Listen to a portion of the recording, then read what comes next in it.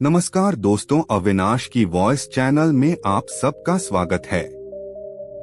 मैं बुद्ध की एक और कहानी लेकर आया हूँ। दोस्तों, वीडियो शुरू करने से पहले आपने अभी तक चैनल को सब्सक्राइब नहीं किया है तो चैनल को सब्सक्राइब जरूर कर ले। एक बार की बात है, एक लड़का था, उसका नाम सबल था, जो नगर में रहता था। वह अपने जीवन से बहुत निराश था। उनकी निराशा का कारण यह था कि वह अब तक अपने जीवन में कुछ नहीं कर रहा था। उसके माता पिता उसे ताने मारते थे कि आपके सभी मित्र कुछ न कुछ कर रहे हैं, लेकिन आप अभी भी घर बैठे हैं। दोस्तों के बीच भी अक्सर उनका मजाक उड़ाया जाता था। वह कहीं जाता तो लोग उससे पूछते कि आप क्या कर रहे हैं। उसे यह बताने में भी शर्म आ रही थी।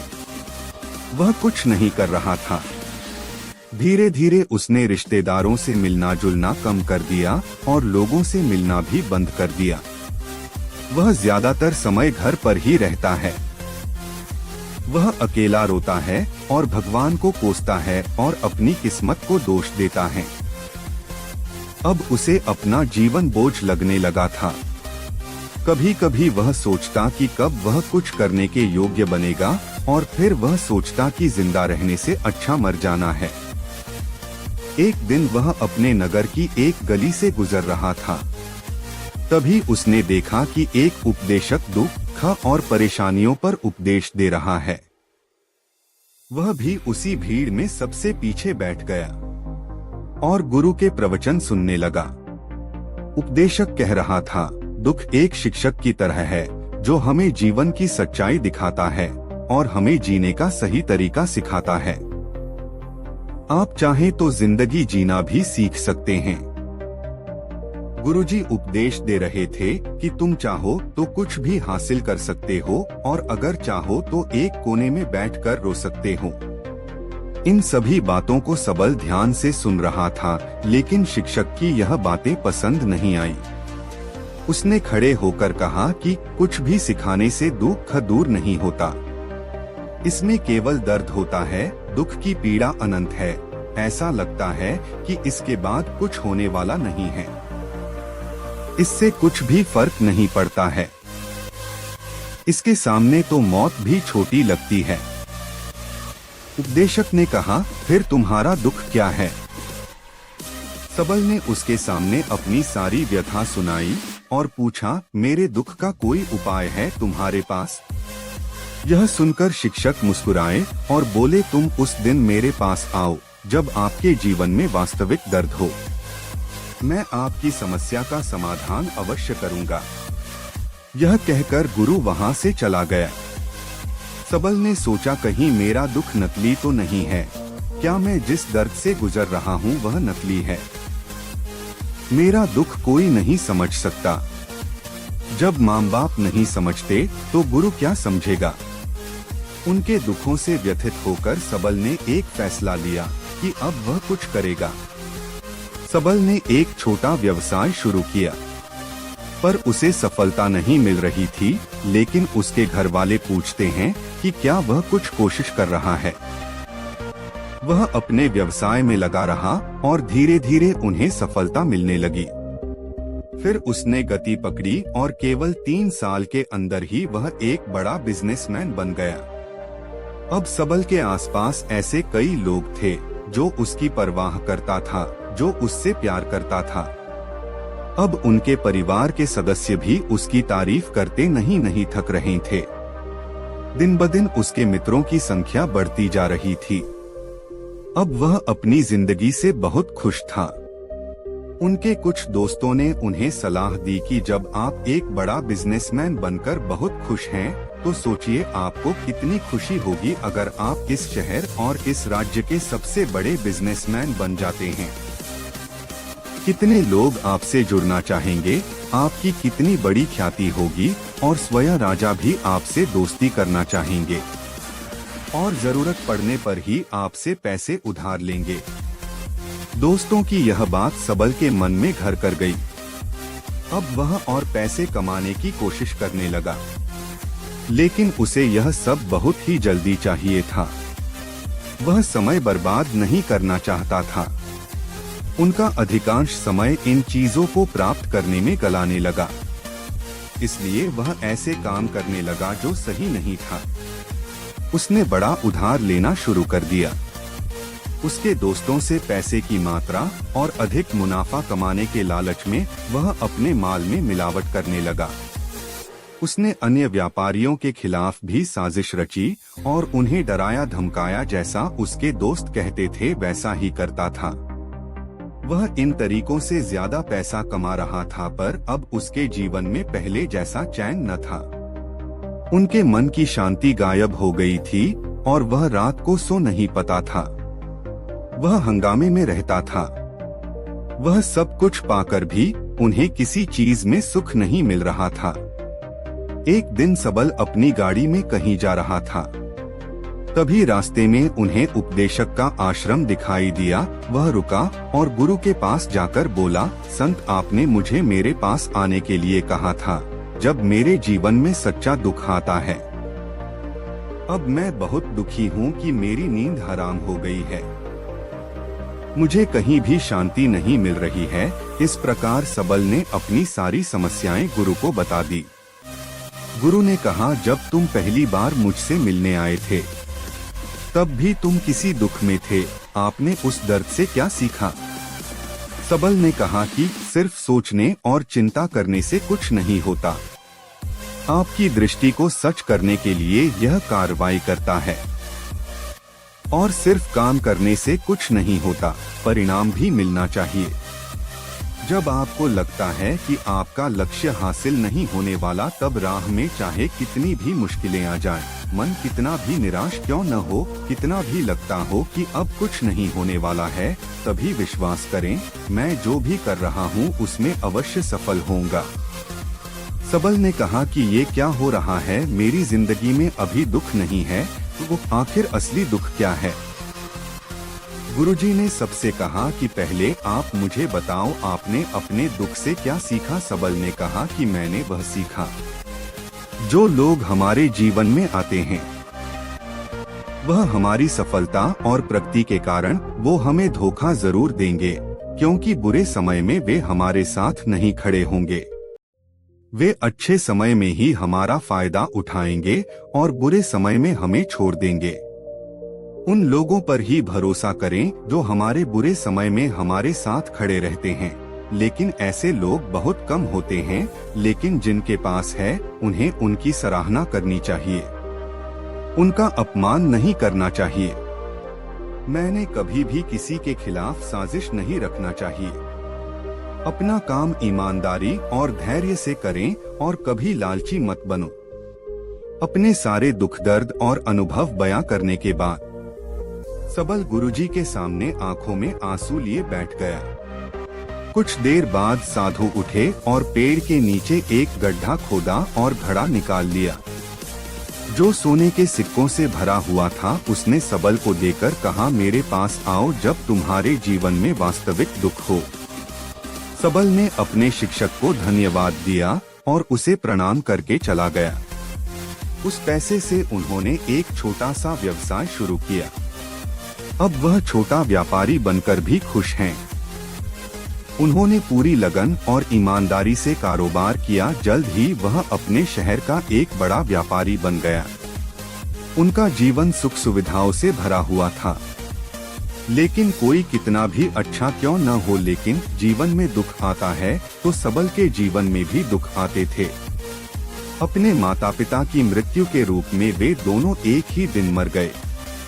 सबल अपने माता पिता से बहुत प्यार करता था, इसलिए उनके निधन से उन्हें गहरा सदमा लगा।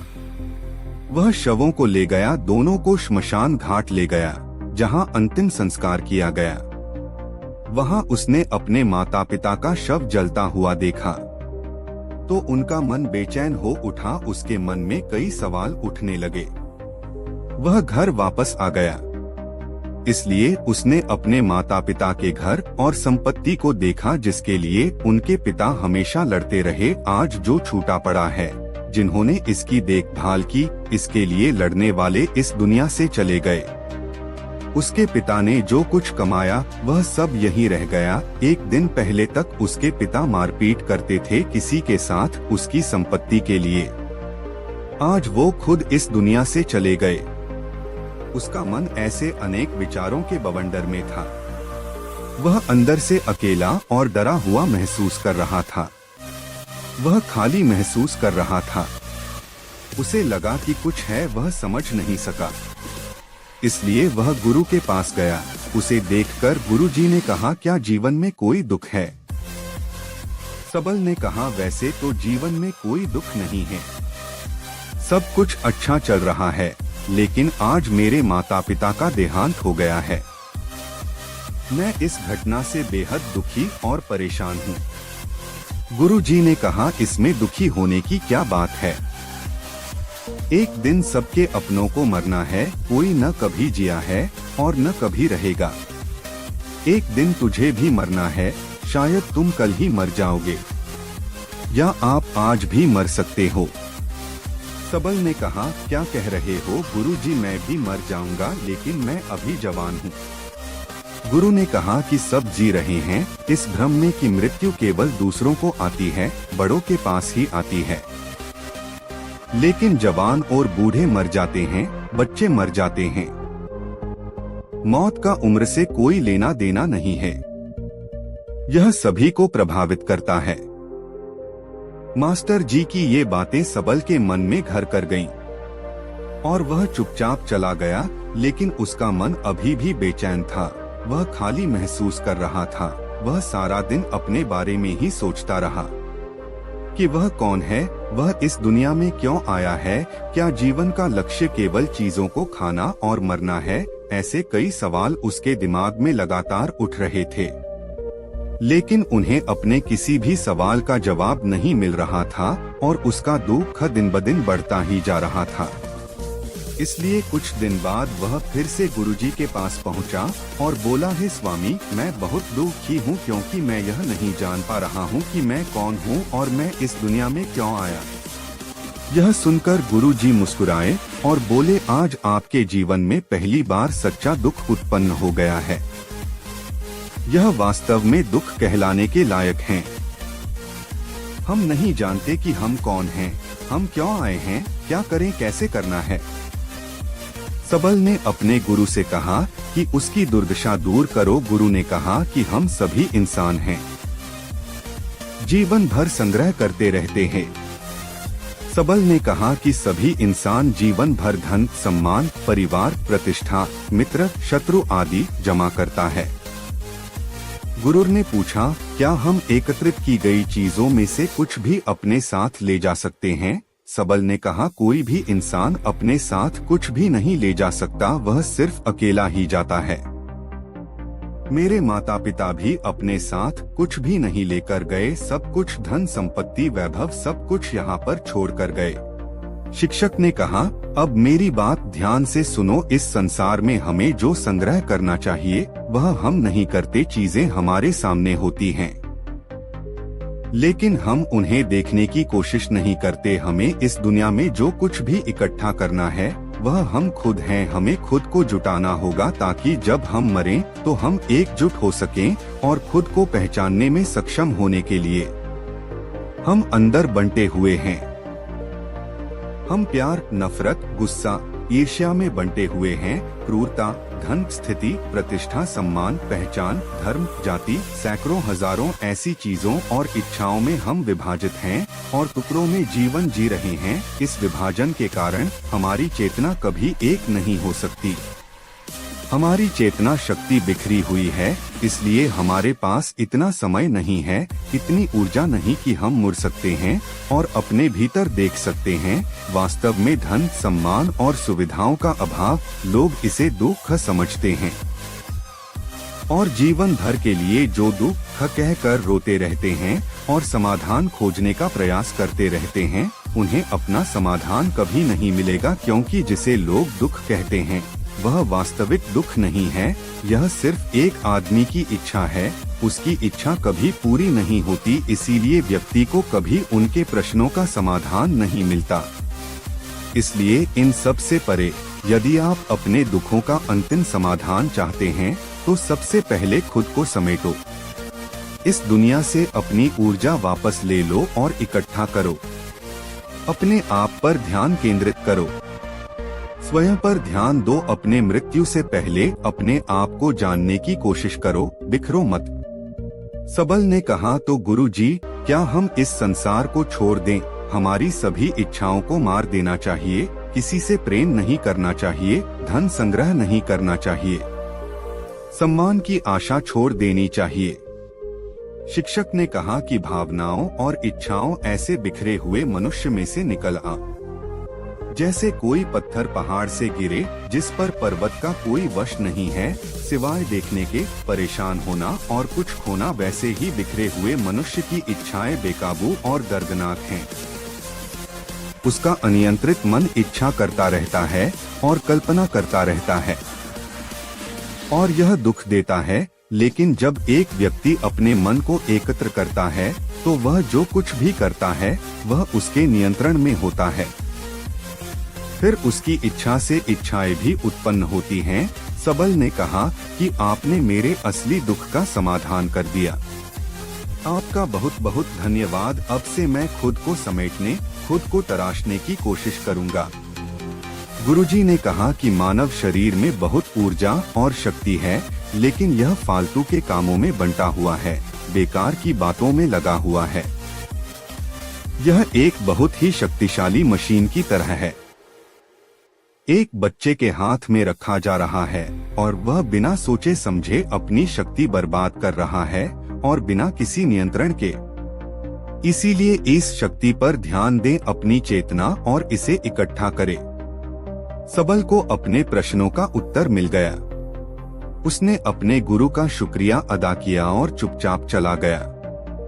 दोस्तों, उम्मीद है आपको यह कहानी पसंद आई होगी। अगर आपको यह कहानी पसंद आई हो तो अपने दोस्तों और परिवार के साथ जरूर शेयर करें। आपका कीमती समय देने के लिए धन्यवाद। दोस्तों, वीडियो अच्छी लगी हो तो चैनल को सब्सक्राइब जरूर कर ले और वीडियो को लाइक करें। अपने दोस्तों में इस वीडियो को शेयर जरूर करें।